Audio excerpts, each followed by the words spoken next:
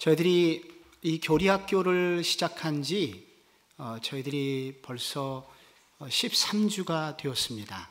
그래서 저희들이 곧 이제 방학을 잠깐 하고, 그리고 여름을 말씀으로 또 새로운 말씀으로 무장하다가 또 가을에 또 교리학교가 계속될 예정입니다.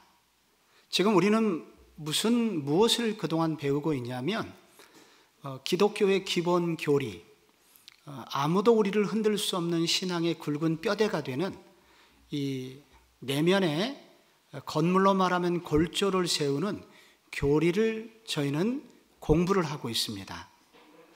교리 중에서 모든 교리의 출발은 성경에 있기 때문에 성경론에 대해서 배웠습니다. 그래서 그 교리에서 그 모든 시작은 하나님이기 때문에 우리는 신론, 하나님에 대해서 배웠습니다. 그리고 그 하나님께서 지으신 인간을 배웠습니다. 그 인간이 얼마나 죄인인지에 대해서 배우게 되었습니다. 그 인간론입니다. 그 인간을, 그 죄인인 인간이 그럼 어떻게 구원받을 수 있나? 길이 보이지 않을 때 하나님께서 구원의 길을 우리 가운데 열어주셨는데, 그것이 바로 예수 그리스도를 이 땅에 보내주신 것입니다. 그거를 우리는 기독론이라고 말합니다. 그래서 예수 그리스도에 관해서 배우는 시간이 기독론입니다. 지금 저희들은 기독론을 배우고 있는 중입니다. 우리는 그 몇 주 전에 교회를 다니면서도 그리고 종교란에 기독교라고 쓰면서도 기독교가 뭐지? 이렇게 물으면은 이렇게 대답을 잘 하실 수 있는 분이 많지 않다는 데에 대해서 놀라움이 있다고 말씀드렸습니다. 우리가 기독교라고 말하는데 이 기독교란 기독은 뭐냐? 그것은 바로 이 그리스도를 한자로 쓸 때 치투, 기독이라고 쓰고, 우리는 그 음가를 갖다가 이제 한국말로 읽을 때 기독이 된다고 말씀드려서, 이 기독이라는 곳 바로 그리스도를 말하는 것이고, 기독교의 핵심은 그러므로 그리스도이다. 교회를 다니면서도 그리스도를 모른다고 하는 것은 한 번쯤 우리를 돌이켜봐야 되는 시간이다 라고 그런 대화를 나눴었습니다. 그런데 그 그리스도를 말할 때 우리는 항상 예수를 붙이죠. 예수 그리스도. 그럼 예수님하고 그리스도는 무슨 차이가 있나? 이렇게 물을 때 금방 또 대답을 하기가 어려워요. 너무 쉬워가지고. 예수님은 늘 우리가 예수님을 그냥 예수님이라고 불렀지, 그리고 그리스도는 그냥 그리스도라고 불렀지, 그렇게 특별히 생각을 많이 할 수가 없었습니다. 너무 익숙해서.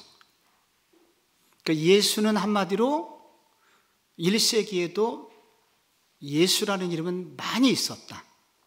그래서 예수님이 태어났을 때 그때 많은 예수가 있었기 때문에 나사렛 동네에 사는 예수, 나사렛은 크지 않은 마을이었기 때문에 그 마을 출신의 예수라고 우리가 이름을 불렀었습니다.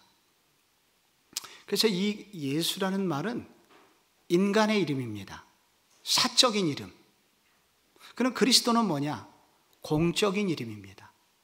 윤석열 대통령, 그러면 윤석열은 앞에 개인의 이름이죠. 개인의 이름. 대통령은 뭡니까? 직분이죠. 직분. 직분이 주는 이름입니다. 그래서 예수 그리스도 할 때 앞에 예수는 개인의 이름이고 뒤에 그리스도는 직분으로서의 이름입니다. 저도 마찬가지죠. 길땡땡 목사. 그러면 저는 앞에 개인적인 이름이 있고 뒤에는 목사라고 하는 공적 직분에 관한 이름을 갖고 있습니다. 예수 그리스도는, 예수는 개인적인 이름이고 사적인 이름이고, 그리고 그리스도는 공적인 직분에 관한 이름이다. 그러나 이 예수라는 이름과 그리스도라는 이름 모두는 우리를 구원하시기 위한 아주 독특한 의미가 있다 하는 것을 우리는 몇 주 전에 배웠습니다. 그런데 오늘은 특별히 조금 더 깊이 이 그리스도에 대하여 조금 더 깊이 이 부분을 공부할 필요가 있어서 이 부분을 한 번 더 여러분하고 이제 나누고자 하는 것입니다. 그리스도라고 하는 말은 이게 구약에서는 메시아라는 말과 같다 그랬죠. 구약의 히브리어로서는 이게 메시아고 그게 신약의 헬라어로서는 그리스도라고 부릅니다. 그래서 그리스도는 메시아, 메시아는 곧 그리스도고, 그럼 이 그리스도라는 원래 뜻은 뭐냐? 기름 부음을 받은 자라는 뜻이라고 그랬고, 기름 부음을 받은 구약 시대의 세 종류의 직분이 있다고 말씀드렸습니다. 뭐였을까요? 왕, 제사장, 선지자. 이 세 가지 직분을 세울 때는 기름을 부었습니다. 그래서 기름 부음을 받은 자, 그리스도라고 하는 것은 바로 이 세 종류의 직분을 감당하시는 분이라는 뜻입니다.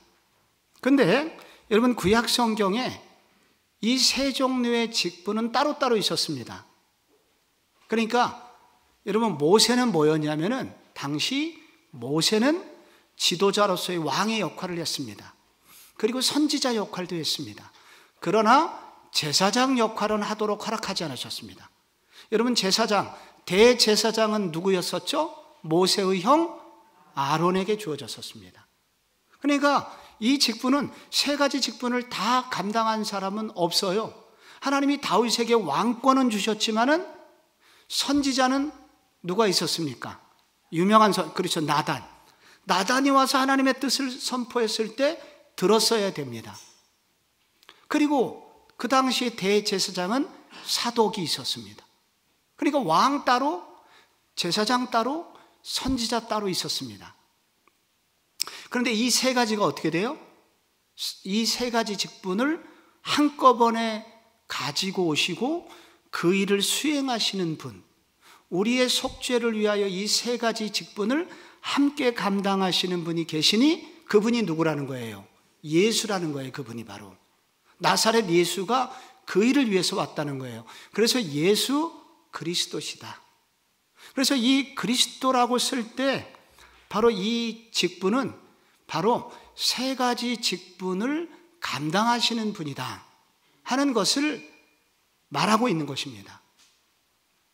제가 오늘 이걸 어디까지 할 수 있을지 모르겠지만은 우선 세 가지 직분에 좀 충실하고 뒷부분도 더 준비가 되어 있지만은 시간을 너무 많이 드리면 여러분이 머리가 아프실 것 같아서 제가 적절하게 여러분하고 시간 배분을 좀 해보겠습니다.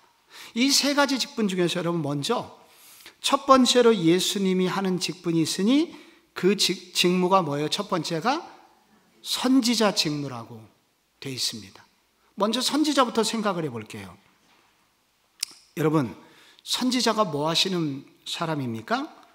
선지자는 그야말로 먼저 선자에 알지자를 씁니다.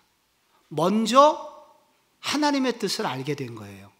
그래서 하나님의 뜻을 알고 그 하나님의 뜻을 백성에게 전달하는 자, 혹은 하나님의 뜻이 어려우면 그 말씀을 잘 해석해서 백성들이 알아듣도록 하는 자. 그래서 결국 선지자가 하는 역할은 뭐냐면 하나님의 뜻을 모르고 방황하고, 그래서 하나님의 뜻을 모르기 때문에 죽어가는 자들을 향하여 하나님의 뜻은 여깁니다 라고 말하는 역할을 하는, 그런 역할을 하는 분이 바로 선지자였었습니다. 그래서 그게 선지자라는 걸 우리가 다 알고 있죠. 많은 선지자가 있으니까. 그런데 우선 그런 역할을 하시는 분이 바로 그리스도라는 거예요. 그리스도. 그런데 여러분, 그리스도가 선지자라고 하는 것이 우선 성경에 어떻게 증거되어 있는지 한번 먼저 살펴보겠습니다. 신명기 18장 18절을 한번 같이 읽어볼게요. 거기 시작. 내가 그들의 형제 중에서 너와 같은 선지자 하나를 위하여 일으키고 내 말을 그 입에 두리니 내가 그에게 명령하는 것을 그가 무리에게 다 말하리라. 아멘. 이거는 모세에게 주신 말씀이거든요. 그럼 모세에게 그런 말씀을 하나님께서 앞으로 언제가 될지 너는 잘 모르겠지만 주님께서는 약 1400년, 1500년 후에 꼭 너와 같은 역할을 하는 선지자를 내가 일으킬 거야. 그리고 그에게 할 말을 둘 거고, 그래서 그는 그 무리를 이끌 거야. 여러분, 지금 모세가 무슨 일을 하고 있습니까?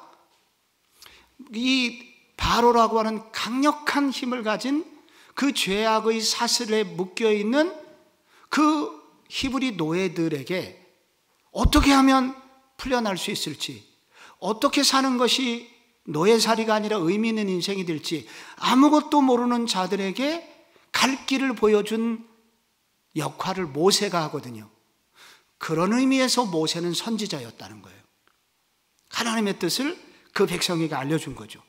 근데 바로 하나님께서는 너와 같은 선지자, 죄의 속박에 묶여서 갈 길을 알지 못하고 방황하고 어떻게 살아야 될지 모르는 그들에게 길을 알려주는 선지자, 너와 같은 선지자를 일으킬 거야 라고 하나님이 예언을 주십니다, 모세에게. 그런데 그게 사도행전 3장 22절에 보면은 어떻게 이루어졌는지 한번 같이 읽어볼게요. 시작. 모세가 말하되 주 하나님이 너희를 위하여 너희 형제 가운데서 나 같은 선지자 하나를 세울 것이니 너희가 무엇이든지 그의 모든 말을 들을 것이라. 누구든지 그 선지자의 말을 듣지 아니하는 자는 백성 중에서 멸망받으리라 하였고, 하면서 베드로가 다시 옛날 얘기를 꺼내는 거예요. 그래서 이 사도행전에서 바로 그 모세에게 말했던 그 선지자가 이미 우리 가운데 오셨고 그분이 돌아가셨다는 거예요. 그래서 그 선지자의 말을 듣지 않으면은 백성 중에서 멸망을 받을 거다. 오직 유일하게 살 길은 그 선지자의 말을 듣는 것이다 라고 지금 다시 사도행전에서 그 구약의 말씀이 이루어지고 있음을 말합니다.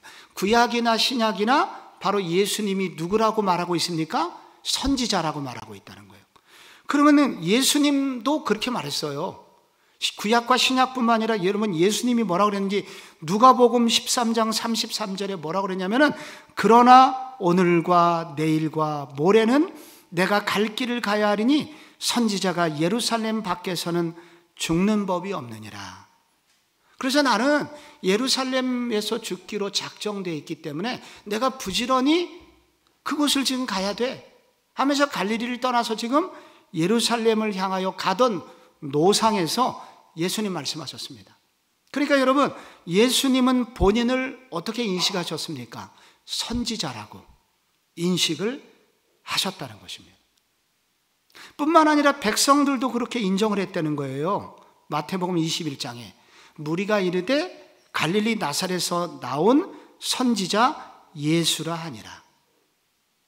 여러분, 심지어요, 나중에 산상설교를 하든지 예수님께서 무슨 설교를 하면은 바리새인들과 서기관들이 깜짝 놀랐습니다. 그리고 주변에 있던 사람들이 다 뭐라 그랬냐면은 그 가르치심에 다 놀라니 저는 서기관들과 바리새인들의 가르침과는 다르니라 라고 계속해서 복음서에서 나오고 있습니다.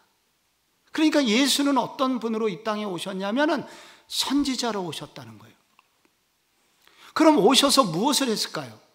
왜 그렇게 오셨습니까? 죄에 빠져서 바로의 압제에서 갈 길을 모르고 어떻게 살아야 될지 인생을 모르고 방황하는 자들에게 갈 길을 열어주시기 위해서, 죄악에서 벗어나서 진정한 살 길을 열어주시는 분이 그리스도이기 때문에 그 역할을 위해서 이 땅에 오셨다는 것입니다. 그게 바로 여러분 선지자로서의 필요성이라고 되어 있는 에베소서 4장 17절에 나오는 거예요. 같이 한번 읽어볼게요. 시작. 그러므로 내가 이것을 말하며 주 안에서 증언하노니 이제부터 너희는 이방인이 그 마음의 허망한 것으로 행함같이 행하지 말라. 그들의 총명이 어두워지고 그들 가운데서 무지함과 그들의 마음이 굳어짐으로 말미암아 하나님의 생명에서 떠나 있도다. 여러분, 이방인들이 어때요? 마음이 자꾸 허망한 짓을 한다는 거예요. 그리고 왜 그렇게 하냐면 무지해요. 어떻게 살아야 될지를 몰라서 그러는 거고, 게다가 마음은 딱딱하게 굳어가지고 마음까지 하나님으로부터 떠나 있어요. 그렇기 때문에 그들에게 살 길을 열어주시려면은, 그들이 살려면은 하나님의 뜻이 전달이 되어야 되는데, 그런 하나님의 명확한 뜻을 전해줄 자가 없어서 생명의 말씀을 전해줄 적 없어서 그리스도께서 오셨고 그리스도는 바로 그 일을 하셨다는 거예요.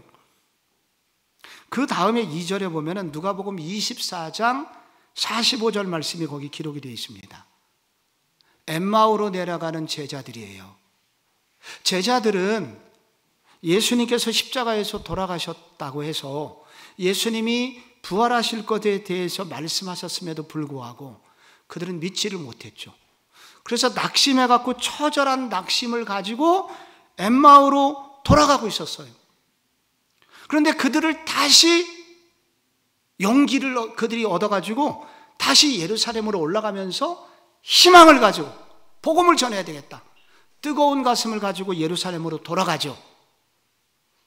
낙심한 제자들을 다시 돌이켜 예루살렘의 뜨거운 열정을 가지고 가도록 만들었던 장본인이 있습니다. 그분은 누구십니까? 부활하신 예수인데요. 그 부활하신 예수께서 엠마오의 낙심한 제자들 옆에 같이 걸으시면서 하셨던 놀라운 사역이 거기 기록이 되어 있는 것입니다. 무슨 사역을 하신 것입니까? 그때? 바로 그 순간 예수님이 하신 사역이 뭐예요? 선지자적 사역을 하신 겁니다. 선지자적 사역이란 뭐예요? 누가복음 24장 45절에 이에 그들의 마음을 열어 성경을 깨닫게 하시고, 그리고 나중에 보면 야 우리가 그분의 말씀을 들을 때 마음이 뜨거워지지 않더냐, 말씀을 듣게 하시고 그리고 그 말씀을 단지 깨닫게 하신 뿐만 아니라 그 말씀이 불이 되어 불방망이가 되어서 그들의 낙심과 좌절을 깨뜨리고 다시 소망의 삶을 살게 하신 일이 일어났다는 거예요.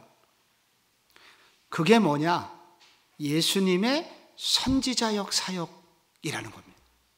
예수님의 그 선지자적 사역 때문에 그 낙심한 제자, 인생을 포기하려고 하는 제자, 그 제자가 다시 꿈을 가지고 소망을 가지고 하나님의 뜻대로 살게 되었다는 것입니다. 저는 지금도 김땡땡 순장님께서 제가 신방을 갔을 때 해주신 말씀을 잊을 수가 없습니다. 이분은 과외 선생님이셨습니다. 그런데 조금 유명한 과외 선생님이셨습니다. 그런데 이분이 유명하게 되기 전에, 그러니까 이분이 뜨기 전에 이분을 만났던 한 학생 때문에 이분이 이제 그 동네에서 조금씩 유명해졌고, 그래서 나중에 조금 더 유명한 과외 선생님이 됐습니다. 그런데 이 김땡땡 선생님께서 그 선생님께서 그를 찾아온 같은 아파트 단지에 사는 같은 교회를 다니는 한 집사님의 아들을 이제 우연히 이제 과외를 시작했대요. 그런데 이렇게 조금 가르쳐 보니까 얘가 소질이 있어요. 그래서 이제 이 선생님께서 그 아이에게 이렇게 얘기를 해줬답니다. 야, 너는 머리는 영재 수준이야. 그럼 너 왜 이렇게 그동안 공부를 안 했을까? 그 한마디 해줬는데 얘가 그 다음부터 달라졌어요. 기본적인 머리가 있었겠죠. 근데 그 선생님의 한마디에 얘가 무슨 변화가 생겼는지 새벽까지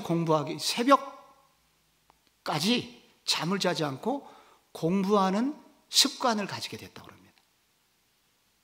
그래서 얘는 이제 한 40명 중에 반에서 20등 안에 들어본 적이 없는 아이였었는데, 바로 그 선생님을 만난 후에 이제 6개월 후에 반에서 3등으로 진입하고, 그리고 다시 6개월 후에 이제 전교에서 놀게 되고, 옛날에는 운동장에서 놀았는데 요즘은 도서관에서 놀게 되었답니다. 그래서 걔가 아주 성과가 있었고, 그래서 이 선생님도 이제 그 동네에서 유명세를 타는 과외 선생님이 되신 겁니다. 선생님 한 명만 잘 만나도 우리의 인생이 달라지거든요. 한 아이의 운명이 달라지죠. 그러니까 선생님이 얼마나 중요합니까? 그런데 예수님께서 이 땅에 오셔서 하신 일은 무엇이냐면은 죄의 노예가 돼서 어떻게 벗어날 줄 모르고, 그리고 죄에서 벗어나서도 수없는 낙심의 인생을 만날 때 어떻게 살지 소망이 없고, 알아도 믿음으로 살지 못하는 그런 상황 가운데 있는 자기 백성들에게 찾아오셔서 하나님의 뜻을 말씀해 주시고, 하나님이 지금 이 고난을 통해서 너를 통해서 하시고자 하시는 일을 말씀해 주시고, 그래서 그들에게 소망을 주고 힘을 주어서 하나님의 뜻대로 살게 하시는 역할을 하신 분이 계시니, 그분이 바로 그리스도시고, 그분 그 사역 중에서 특별히 바로 선지자적인 사역을 하신 분이시다 라고 성경이 말을 하고 있는 것입니다. 이제 또 하나 생각해 봐야 될 것이, 그리스도의 두 번째 사역은 제사장적인 사역입니다. 그래서 제사장의 직무를 예수님께서 행하셨거든요. 그런데 이 제사장이라는 이 단어가 원래 다리를 놓는 사람, 그런 뜻입니다. 그러니까 둘 사이에 간격이 있을 때 다리를 놓으면은 둘을 하나로 묶을 수 있잖아요. 그래서 이 제사장이라는 사역은 뭐냐면은, 그래서 이 사역을 일컬어서 중보적 사역자 제사장, 이 가운데 막혀 있거나 떨어져 있는 사역을 다리를 놓아서 둘 사이를 연결해 주는 역할, 그래서 이거를 중보자라고 하게 됩니다. 인간은 죄로 인해서 하나님하고 관계가 멀어졌잖아요. 도저히 인간으로서는 하나님 편에 이를 수 없는 어마어마한 이 절벽이 있었고, 그래서 도저히 인간은 하나님 편에 이를 수 없었습니다. 그런데 이 둘 사이에 다리가 되어주신 분이 있으니, 그런 역할을 하는 사람을 제사장이라고 부른다는 거예요. 그런데 이 제사장의 역할 중에서 이 제사장이 죄의 문제를 해결하기 위해서 해결해야 이 둘 사이에 다리를 놓을 수가 있는데, 문제는 인간 제사장은 일단 나이가 먹으면 죽어요. 그래서 계속 이 일을 혼자 계속할 수가 없습니다. 그리고 혹시 아이를 낳지 못하면 대가 또 끊겨요. 그래서 인간 제사장으로서는 이 중보적 사역 역할을 계속할 수가 없어요. 그리고 또 하나, 그 인간 스스로가 죄가 너무 많아요. 제사장 자체가. 그래서 흠이 늘 있기 때문에 그 제사장이, 구약의 대제사장도 항상 제사를 드리기 전에는, 여러분 레위기를 잘 읽어보시면 레위기 1장부터 5장까지 5대 제사가 나오고, 그 다음에 5장부터 6장, 5, 6장, 7장 입구까지 뭐가 나오냐면 제사장들을 위한 제사, 5가지 제사를 다시 드리라고 그래요. 그러니까 제사장들이 먼저 자기 죄 때문에 먼저 제사를 드려야, 그 제사가 하나님께 연락이 돼야 중보적 사역자로서 제사장을 할 수가 있었어요. 그래서 인간 제사장은 이렇게 흠이 많아요. 완벽하게 인간의 죄 문제를 해결할 수 있는 중보적 사역을 다 감당할 수가 없었습니다. 이것이 인간 제사장의 한계였다는 것입니다. 그런데 성경은 바로 예수님께서 이 땅에 대제사장으로 오셨다고 말씀을 하고 있습니다.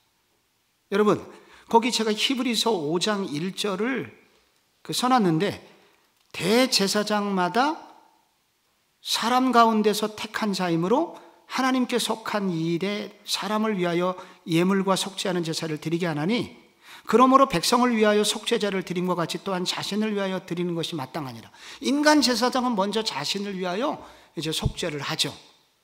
그랬었습니다. 구약의 대제사장은 레위 지파 중에서도 아론 계열만 대제사장이 될 수가 있었습니다. 아무나 제사장이 될 수가 없는 노릇이었고, 특히 대제사장은 레위 지파 중에서도 아론의 후손들만 될 수가 있었습니다. 그런데 예수님은 여러분 어떻게 그럼 대제사장으로 이분은 역임을 받았을까요? 예수님은 여러분 어느 지파에서 나신 지 혹시 아십니까? 예, 죄송해요. 혹시라고 그래서 당연히 알고 계신데, 당연히 알고 계신데, 예수님은 당연히 유다 지파의 후손으로 오셨거든요. 그럼 레위 지파가 아니잖아요. 그럼 예수님은 어떻게 대제사장이 될 수 있었을까요? 성경을 좀 많이 찾아야 되는데, 먼저 그 중에서 여러분 자막을 좀 보시겠어요? 히브리서 6장 20절. 이걸 직접 좀 찾으면 좋은데, 성경 시간을 절약하기 위해서 자막에 혹시 히브리서 6장 20절이 있으면 함께 읽고, 혹시 여러분이 성경을 찾을 수 있으면 한번 히브리서 6장 20절을, 여러분 원고에는 없어요. 히브리서 6장 20절에 보시면은 이렇게 나와 있습니다. 제가 한번 읽어 드릴게요. 그리로 앞서가신 예수께서 멜기세덱의 반차를 따라 영원히 대제사장이 되어 우리를 위하여 들어가셨느니라. 여러분 여기에 보면은 성경을 안 읽어도 많이 들어보셨을 거예요. 예수님은 멜기세덱의 반차를 따라서 대제사장이 되셨다. 아브라함이 중동연합군과 전쟁을 하러 나가서 조카 롯을 구하여 돌아올 때, 그때 두 왕이 아브라함을 영접하였습니다. 하나는 소돔 왕이었고 또 하나는 살렘 왕 멜기세덱이었는데, 소돔 왕은 어디서 왔는지 알겠는데 멜기세덱이라는 왕은 어디로부터 왔는지 연원을 알 수 없다, 성경은. 그런데 그의 별명이 의의 왕이요 평강의 왕이더라 라고 성경이 기록을 하고 있습니다. 그런데 아브라함이 그에게 11조 예물을 드립니다. 그래서 11조 예물은 이 창세기 이게 14장에 나오는 얘기이기 때문에, 여러분 이 창세기 14장에서 먼저 아브라함은 예배를 드리면서 11조 예물을 드린 이 사건은 나중에 소위 말해서 레위기의 제사 제도가 나오기 벌써 400년 전에, 레위기 제사 제도가 생기기 전 400년 전에 벌써 아브라함은 멜기세덱에게 제사를 드린 거예요. 그럼 도대체 이 멜기세덱은 어떤 사람이냐? 그래서 그는 신비의 인물입니다. 그래서 그 멜기세덱이라는 제사장은 멜기세덱은 바로 그리스도께서 성육신하기 전에 구약의 성육신하신 그리스도다, 이렇게 해석하시는 분도 있습니다. 연원을 알 수가 없어요. 그래서 성경에는 레위 지파 계열의 대제사장이 있지만, 이 레위 지파 아론 계열과 다른 또 다른 반차, 이 반차라는 것은 또 다른 라인, 투 라인이 있다는 거예요. 하나는 아론 계열의 대제사장의 계열이 있고, 또 하나는 멜기세덱 계열의 대제사장 계열이 있는데, 바로 예수 그리스도는 어떤 계열이에요? 멜기세덱의 반차를 따라 이 땅에 제사장으로서 오셨고 그 사역을 시작을 하셨다는 것입니다. 그래서 여러분 히브리서 그렇게 됨으로써, 여러분 히브리서를 읽어보면 어려운데, 히브리서를 성경대학에서 우리 공부할 때도 많은 분이 좀 어려워하세요. 이 신약의 구약이다, 이런 별명이 있어요. 거의 레위기를 읽는 느낌이에요. 그러나 이것은 읽으면 읽을수록 깊이가 있습니다. 바로 이 대제사장으로서 예수를 잘 설명을 해주고 있거든요. 히브리서 7장 25절에 이렇게 나와 있습니다. 여러분이 혹시 성경을 필 수 있으면 히브리서 7장 25절을 한번 좀 읽어보시면 좋겠습니다. 그러므로 자기를 힘입어 하나님께 나아가는 자들을 온전히 구원하실 수 있으니 이는 그가 항상 살아계셔서 그들을 위하여 간구하심이라. 27절 갈게요. 그는 저 대제사장들이 먼저 자기 죄를 위하고 다음에 백성의 죄를 위하여 날마다 제사 드리는 것 같이 할 필요가 없으니 이는 그가 단번에 자기를 드려 이루셨음이라. 아멘. 그러니까 이 대제사장의 특징은 뭐냐면 영원한 제사장인 거예요. 이 아론 계열의 제사장은 계속 죽음을 반복하지만은 이 제사장은 영원한 제사장이시고, 두 번째, 이 예수님의 대제사장 중에서도 매우 독특한 것은 그리스도는 본인이 대제사장이시면서 스스로 속죄물이 되셨다는 거예요. 이 속죄물이라는 것은 양이거든요. 대부분 양이나 소를 드리는데 문제는 뭐냐면은 양이 제물이 되어서 제사를 드려도 그 양이 가지고 있는 속죄물이 하나님의 공의를 만족시키기에 충분하지 않아서 그 양이 드리는 제물의 효과는 언제까지냐면은 또 다른 죄를 짓기 전까지. 하나의 죄는 용서를 받았지만은 또 다른 죄를 지으면은 또 양을 잡아야 돼. 그래서 우리가 짓는 죄는 너무나 많아서 양을 아무리 많이 잡아도 우리의 죄를 다 속할 수가 없습니다. 그런데 바로 예수 그리스도께서는 흠없는 번제물로 이 땅에 오셔서 본인이 대제사장이시면서 본인이 완전한 속죄물이 되어서 제물이 되심으로써 단번에 우리의 죄를 다 속죄하시게 되었다는 것입니다. 그래서 그리스도는 대제사장으로서 이 땅 가운데 오셔서 역할을 하시게 된 것입니다. 여러분, 그분의 사역의 결과 무슨 일이 벌어졌습니까? 그 결과 로마서 3장 24절에 그 기록이 나와 있는 것입니다. 3장 24절에 뭐라고 되어 있습니까? 그리스도 예수 안에 있는 속량으로 말미암아 하나님의 은혜로 값없이 의롭다 하심을 얻은 자 되었느니라. 그래서 우리는 완전한 속죄함을 얻게 되었고요. 히브리서 7장 25절에는 바로 그 다리를 놓는 중보의 사역을 하시는데 히브리서 7장 25절에 무슨 얘기가 나옵니까? 다 읽어봐요. 시작. 그러므로 자기를 힘입어 하나님께 나아가는 자들을 온전히 구원하실 수 있으니 이는 그가 항상 계셔서 그들을 위하여 간구하십니다. 여러분, 우리에게 죄가 있어가지고 우리가 온전한 삶을 살지 못할 때 그리스도께서 이렇게 완전한 대제사장 역할을 해주심으로 우리를 온전하게 치유하시고 회복시키셔서 원래 하나님께서 우리를 아름답게 창조하신 원형의 모습으로 돌아가게 하는, 그리고 우리의 문제가 있을 때마다 하나님과 우리 사이에 다리가 되어주셔서 중보자가 되어주셔서 우리를 하나님께로 이끌어 주시는 분, 그분이 바로 제사장 예수 그리스도이십니다. 구약시대나 1세기에도 의사가 따로 없었습니다. 히브리 사회에는. 그래서 의사는 누가 감당했어야 되냐면 바로 제사장이 제사를 드리는 겸 그리고 의사 역할을 했습니다. 그들에게 약을 주었고, 그리고 또한 피부병이나 반점이 들렸을 때 이렇게 진단을 내려서 7일간 격리하시오. 그래서 자가격리 7일을 딱 때리고 7일 후에 제사장한테 와서 보면 됐네, 자가격리 해제, 이래가지고 공동체에 복귀하게 하는 일을 바로 이게 제사장이 했습니다.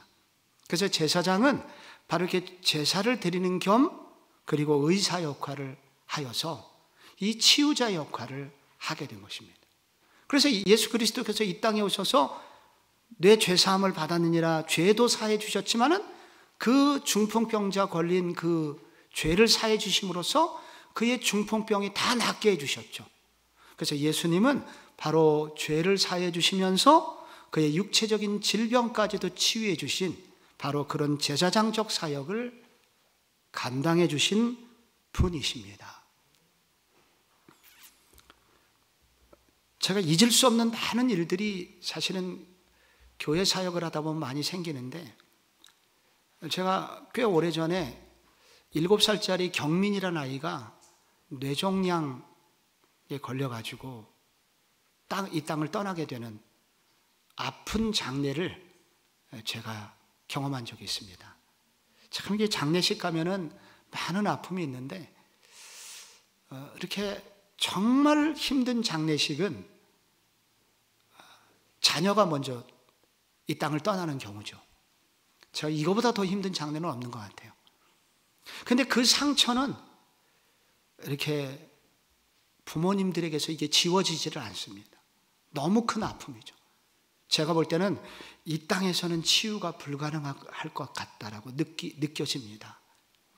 그래서 부모는 이렇게 땅에 묻지만은 자식은 가슴에 묻는다고, 이것이 쉽게 해결되는 문제가 아니었습니다.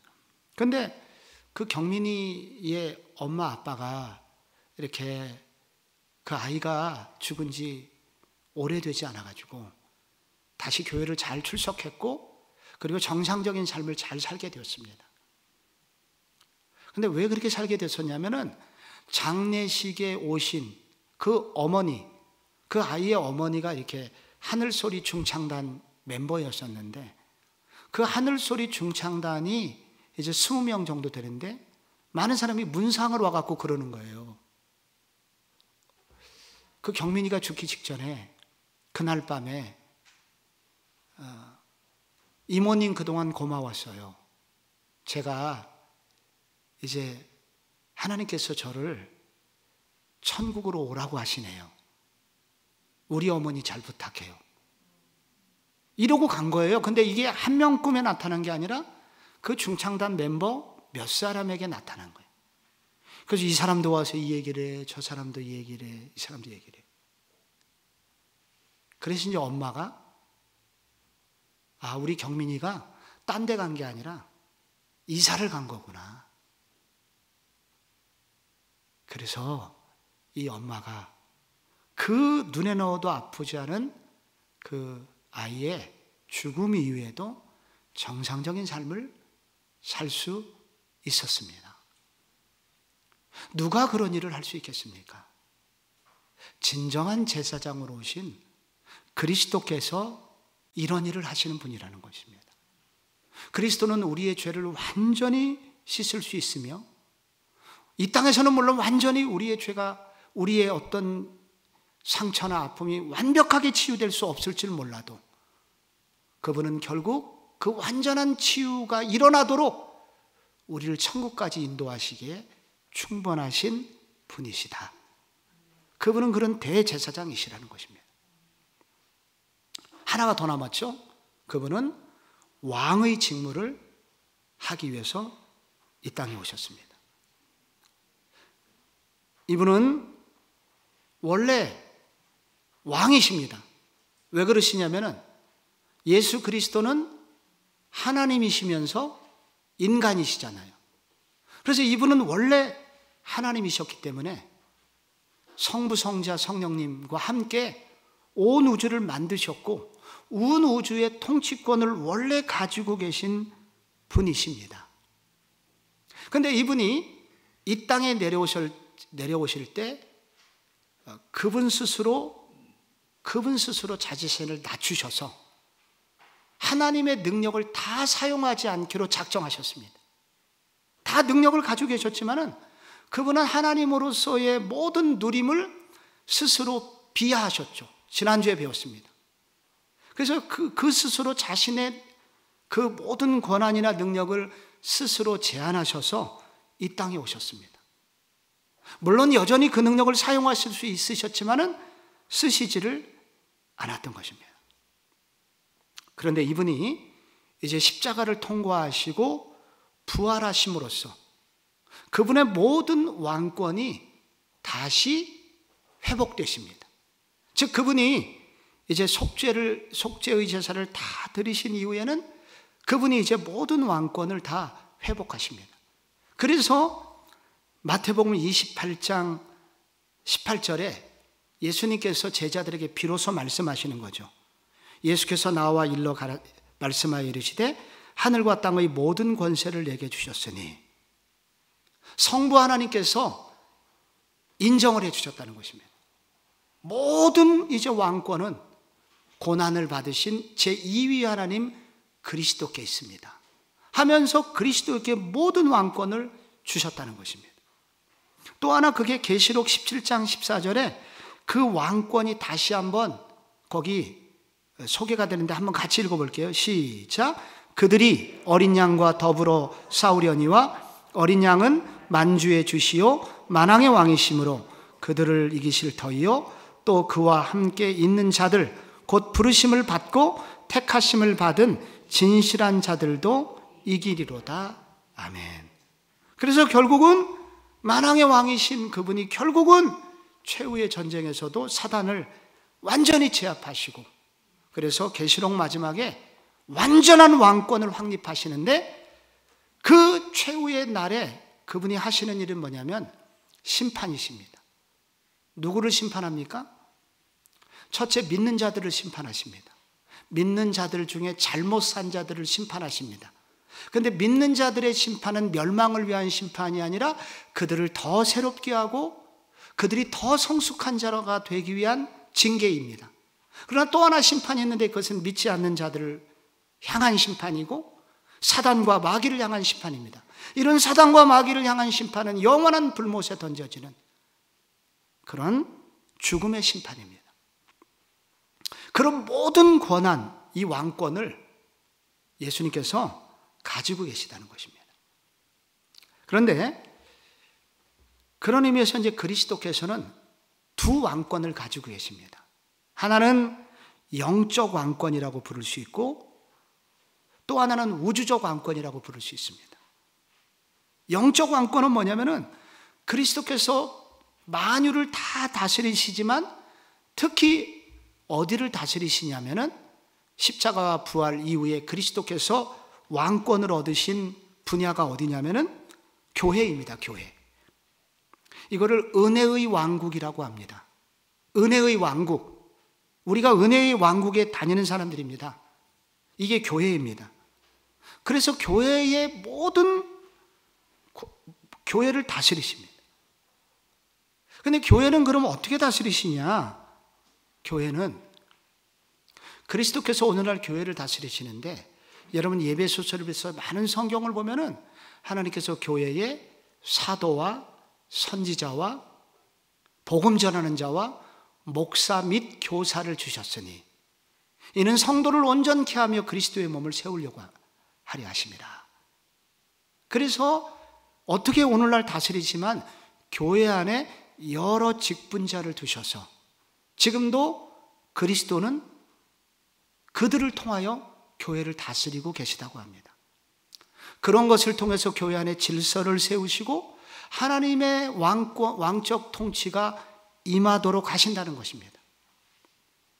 그러므로 성도들은 이 교회 안의 질서를 외면해서는 안 되고 교회 안에 세워진 질서를 잘 저희들이 따라서 그 법에 순종하고 나갈 때 그리스도의 왕적 통치가 온전히 이루어짐을 알아야 합니다.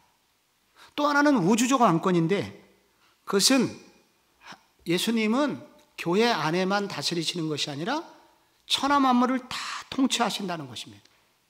그래서 모든 권한이 그리스도에게 있다는 것이고, 그 그리스도에게 모든 권한이 있다는 것이 지금은 잘 사람들이 인정하지 않지만 바로 마지막 날 심판날이 되면 그들이 행한 일에 따라서 이 땅은 반드시 심판을 받게 될 것이라는 것입니다. 그런데 성경에 보면 재미난 표현이 하나 있는데, 하나님께서 이 세상을 통치하실 때 하나님은 누구를 통해서 통치하시느냐 하면 교회를 통해서 통치하신다고 합니다.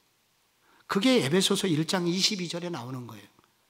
한번 같이 읽어볼까요? 시작. 또 만물을 그의 발 아래 복종하게 하시고 그를 만유 위에 교회의 머리로 삼으셨느니라. 교회는 그의 몸이니 만물 안에서 만물을 충만하게 하시는 충만이니라. 라고 나와 있습니다. 이 그리스도의 왕권에 대해서 참 시편에 보면은 참 우리에게 힘이 되는 그런 구절이 하나 나오는데, 시편 2편이 바로 그리스도의 왕권에 대한 예언적 시거든요. 거기 이런 구절이 있습니다. 2장 6절에 내가 나의 왕을 내 거룩한 산 시온에 세웠다 하시리로다. 그러면서 2장 8절에 내게 구하라. 내가 이방 나라를 내 유업으로 주리니 내 소유가 땅끝까지 이르리로다 하시면서 9절에 내가 철장으로 그들을 깨뜨리며 질그릇같이 부수리라 하시도다. 여러분, 여기 이렇게 제가 이게 철 중에서 그렇게 센 철은 아닙니다. 마이크잖아요. 여러분, 마이크인데 여러분 여기다가 유리컵이 있어요. 이 철봉으로 여러분 이 유리컵을 때리면 어떻게 되겠습니까? 네. 2번 때리면 어떻게 될까요? 예, 그렇습니다. 이게 이 시편에 보면은 성부 하나님께서 성자 예수 그리스도에게 철장의 권한을 그의 오른손에 쥐어준다는 것입니다. 그래서 그를 대적하는 자들은 어떻게 되냐면 질그릇같이 부수리라 하시도다. 그렇게 된다는 거예요. 이 그리스도께서 왕권을 다 가지고 계시기 때문에 그리스도의 왕권에 대항하는 자들은 결국은 질그릇같이 부수어지게 될 것이다. 결국 세상 나라는 완전히 부수어지게 될 것이고 영원한 하나님의 나라는 세워질 것을 말씀하고 있고 그 중심에 바로 그리스도가 있다는 것을 말씀하고 있는 것입니다. 여러분, 느부갓네살이 잠에서 깨어나면서 꿈을 꿔서 등에 식은 땀이 흐르면서 자기가 모르는 그 불안감으로 치를 떨게 되면서 내 꿈의 내용과 꿈을 해석하지 못하는 자는 다 도륙을 당하리라. 이 정도로 분노가 일어나게 되죠. 그가 꾸었던 꿈은 무엇이었습니까? 큰 신상을 보았는데 머리는 순금이고 그리고 목부터 가슴은 은이고 그 밑에는 동이고 그 밑에는 철이고 그 밑에는 흙과 철이 함께 조합을 이룬 그런 커다란 신상이 있었는데 갑자기 돌이 붕 뜨인 돌 하나가 공중에서 뜨더니 이 신상하고 딱 부딪혔는데 이 신상을 가루로 만들었더라. 그런 꿈이었단 말이에요. 이 꿈의 내용도 말해야 되고 이 꿈의 해석을 가져오라. 누가 가져오겠습니까? 다니엘이 은밀한 중에 말씀하시는 하나님으로부터 음성을 듣죠. 그러면서 해석을 이렇게 해주는 거예요. 순금은 지금 왕의 나라입니다. 바벨론, 느부갓네살. 이 말은 인류 역사는 시간이 흐르면 흐를수록 더 악랄한 짓을 하는 죄악된 나라가 된다는 거예요. 그래도 다른 오고 오는 나라에 비하면 바벨론은 그래도 양반이라는 거예요. 그런 의미에서 머리가 순금이에요. 바벨론이라는 나라. 그 밑에 있는 은으로 된 나라는 페르시아라는 나라. 그 다음에 동으로 된 나라는 알렉산더 제국. 그 밑에 철로 된 것은 로마. 그리고 발가락으로 날려진 것은 이제 천하 로마 이후에 많은 이 나라의 전 세계에 흩어진 나라들을 의미합니다. 그러니까 이 신상은 결국은 세상 나라를 의미하는데 이 돌 하나가 붕 뜨더니 세상 나라를 가루로 만들어버려요. 도대체 이 돌은 정체가 뭐냐? 이 돌은 무엇을 말할까요, 여러분? 이것은 성경 뒷부분에 가야 신약을 읽어보면 압니다. 베드로는 뭐라고 그랬냐면 예수 그리스도를 산돌이신 그리스도께서 라고 말씀하시죠. 결국은 이 세상 나라를 완전히 부서뜨릴 수 있는 권한이 누구에게 있느냐? 그리스도에게 있다는 거예요. 이 모든 왕권을 그리스도에게 주셨다는 거예요. 이 정도 강한 권력을 가지신 분이 나의 왕이세요. 내가 그분의 나라의 백성이에요. 그러니까 어떻게 하라는 겁니까? 안심하라. 안심하라. 내니 두려워하지 말라. 라고 주님이 말씀을 하시는 것입니다. 이제 마치려고 그래요. 근데 여러분, 이제 대통령께서 이제 새로운 일을 가지고 열심히 해보려고 합니다. 이 땅에 많은 대통령과 왕들이 있었지만은 그 왕이 싸움도 잘하는 군인이면서 그리고 교육에도 아주 탁월한 재능을 가진 놀라운 교육의 재능을 가지고 공부를 많이 하신 재능을 가진 분이시면서 동시에 경제 문제도 어렸을 때부터 그냥 시장 바닥에서부터 고난을 받고 공부를 해갖고 경제의 탁월한 재능을 가진 그런 경제력도 갖추시면서 그러면서 문화체육계, 음악체육 이 모든 것들을 완벽하게 하시면서 그래서 누구든지 백성들이 어떤 고민을 가지고 있으면서도 게다가 그 사람은 또 의사여서 수많은 사람 만나던 사람마다 다 고쳐줄 수 있는 그런 탁월한 대통령은 있어 본 적이 없습니다. 하나 혹은 두 개는 잘할 수 있어도 모든 분야를 다 잘할 수는 없어요. 오늘 그리스도께서 우리가 삼중직을 배웠잖아요. 그리스도는 선지자로 이 땅에 오시고 제사장으로 이 땅에 오시고 왕으로 이 땅에 오셨는데 이 세 가지 직분을 이분이 잘 감당하셨다는 말은 그리스도는 우리를 이렇게 완전하게 동시에 이 세 가지 직분을 하시는 그리스도를 따라가는 인생들은 부족함이 없는 인생이 될 것이다 라고 약속을 해주고 계신 것입니다. 바로 이 그리스도를 알고 이 그리스도와 동행하기를 그렇게 힘쓰고 우리의 중보자 되신 그리스도를 의지하여 오늘도 깊이 기도하고 돌아가시는 여러분들이 되시기를 축복합니다.